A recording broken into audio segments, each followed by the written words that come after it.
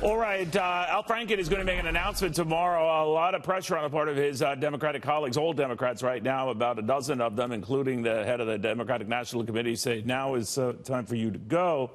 Al, no indications what that will mean for him, but obviously some are reading into this, Democrats clearing the decks ahead of Roy Moore to say, here is how we handle our problems, Republicans. How about you? To GOP fundraiser extraordinaire, Noelle Nikpour. What do you think of all this, Noelle?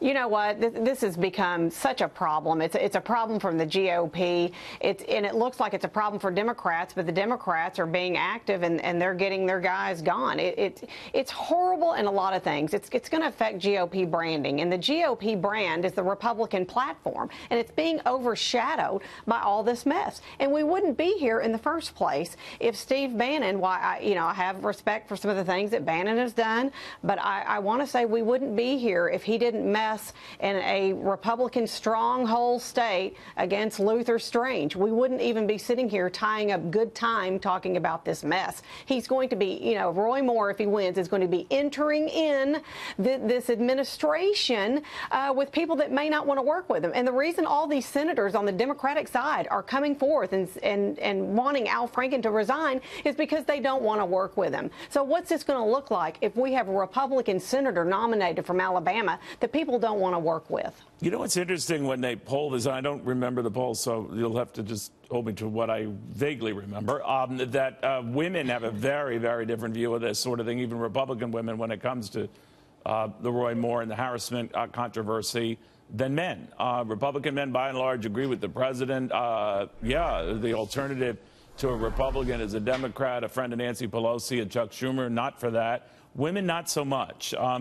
So that's the argument. I know that Mitt Romney and others have been arguing to be careful just saying, all right, respect the will of the Alabama voters, that there's longer term, issues to address here. What do you think? There are going to be longer term issues. The GOP had trouble with attracting women and minorities. And, you've got what's fueling the fire. You've got Time now making, the Person of the Year, the Me Too movement.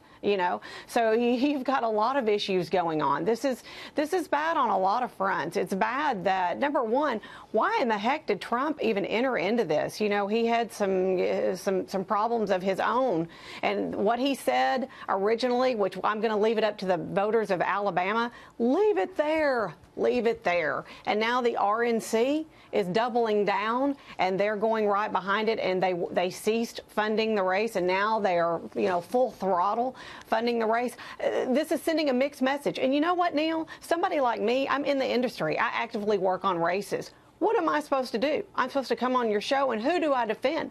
Do I stand up and say, these victims, you have to listen to this? Do I go against Roy Moore, go against Steve Bannon, go against the RNC and Ronna McDaniels? I mean, it puts everybody in a real cluster situation. It's not good for anything. The only thing I will say is that funding, I don't think it's going to affect fundraising, because everybody agrees with, that's Republican. They agree with the GOP, the Republican platform. It still makes sense. The problem of it is we've got Roy Moore who's representing that platform, and we don't agree. A lot of us don't agree with what he stands for now. You're closer to this than I'll ever be. I'm much smarter than this than I'll ever be. But I do feel that every time Republicans seem to be making inroads, and whether you like or don't like these tax cuts, it is a big accomplishment if they can pull it off and settle these differences, which I suspect they can and will.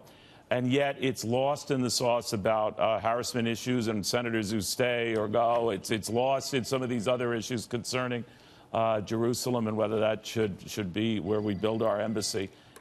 It just seems like this is timed for burying the good news for Republicans, right?